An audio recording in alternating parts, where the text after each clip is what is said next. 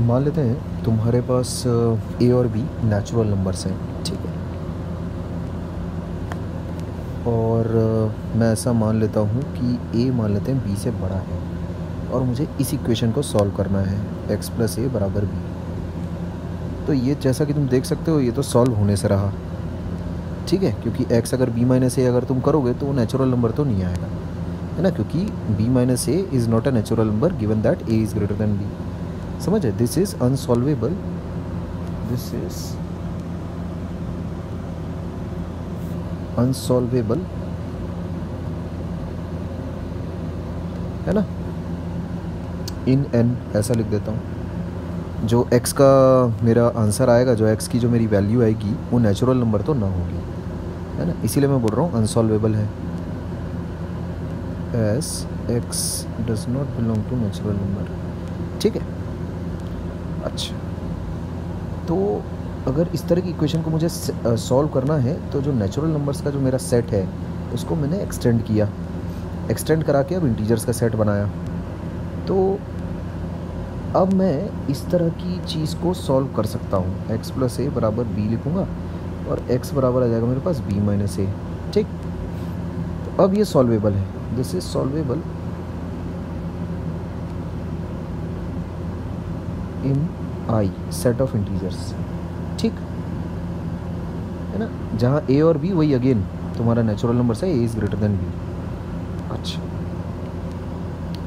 But अगर मान लेते हैं मेरे पास इस तरह की इक्वेशन है, लेट्स से x a बराबर b है ना, जहाँ पर a और b तुम्हारे पास इंटीजर्स हैं, दिया हुआ है कि a ज़ीरो नहीं है ना। तो अब इस तरह की इक्वेशन अगर सॉल्व करनी है मेरे को तो अब ये अनसॉल्वेबल हो गया, अगेन अनसॉल्वेबल है ये इन सेट ऑफ इंटीजर्स, है ना। तो अब मैंने इसको एक्सटेंड करके अब मैंने रैशनल नंबर्स का सेट बनाया, ठीक। अब देखो, अगर मैं सेट ऑफ इंटीजर्स को एक्सटेंड करके सेट ऑफ रैशनल नंबर्स का सेट अगर बनाता हूँ तो मेरे पास यूनिक सॉल्यूशन आ जाएगा, एक्स ए बराबर बी, ये दिस विल बी सॉल्वेबल, वही कंडीशन है सारी की सारी, ए और बी इंटीजर्स हैं, ठीक। This is solvable in rational number set of rational numbers, ठीक है। अच्छा, अब अगर मान लेते हैं मेरे पास इस तरह की इक्वेशन आ गई, let's say x square equals to 2 या फिर एक्स स्क्वायर इक्वल्स टू 3, इस तरह की अगर मेरे पास कुछ इक्वेशंस हैं तो these are unsolvable, unsolvable for rational numbers as well, unsolvable in rational number set. ये रैशनल नंबर्स में भी अनसॉल्वेबल है क्योंकि ऐसा कोई रैशनल नंबर नहीं है जिसका स्क्वायर 2 हो जाए। तो इस तरह के जो नंबर्स हैं वो इर्रेशनल नंबर्स हैं। तो रैशनल नंबर्स के सेट को अपन एक्सटेंड करते हैं to obtain the set of real numbers जिसमें रैशनल और इर्रेशनल दोनों नंबर्स हैं। तो अब ये जो तुम्हारा सेट है this is solvable in real number set, ठीक है। ये 4 ना होगा, ये 5 होगा, ये 6 होगा, मतलब मैं क्रोनोलॉजिकली चल रहा हूँ कि पहले क्या सेट आया होगा, वहाँ से नेचुरल नंबर से शुरू किया मैंने।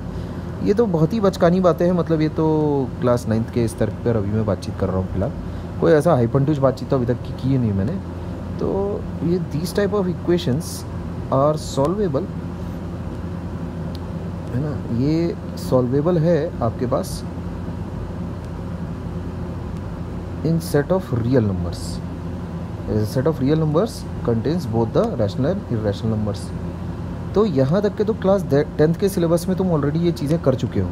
इसके आगे देखो बियॉन्ड और अगर अपने को बढ़ना है, इस तरह की इक्वेशंस अगर सॉल्व करनी है तो अपने को फिर इमेजनरी नंबर सेट लेना पड़ता है, जैसे एक्स स्क्वायर प्लस 1 बराबर, हाँ ठीक है चलो 0, इस तरह की इक्वेशंस हो गई, एक्स स्क्वायर प्लस 4 बराबर 0, इस तरह की इक्वेशंस हो गई।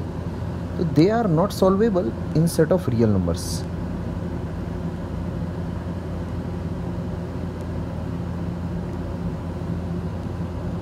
क्योंकि ऐसा कोई रियल नंबर ही नहीं है जिसका स्क्वायर एक नेगेटिव रियल नंबर हो, ठीक। तो यहाँ जो उलर साहब थे, इन्होंने एक्चुअल में ये सिंबल डिफाइन किया, गेव द सिंबल आयोटा।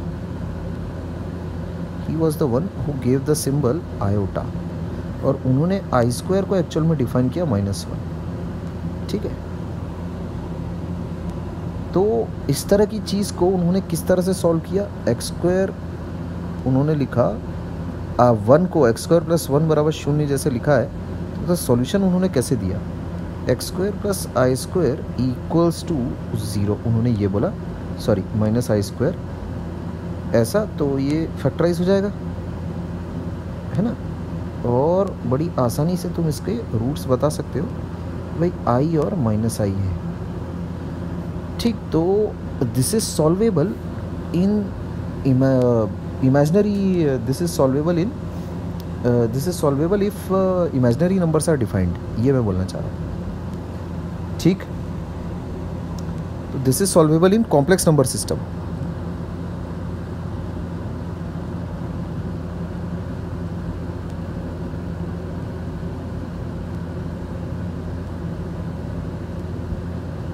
ठीक है, ऐसा with the definition of i, ठीक है, ओके।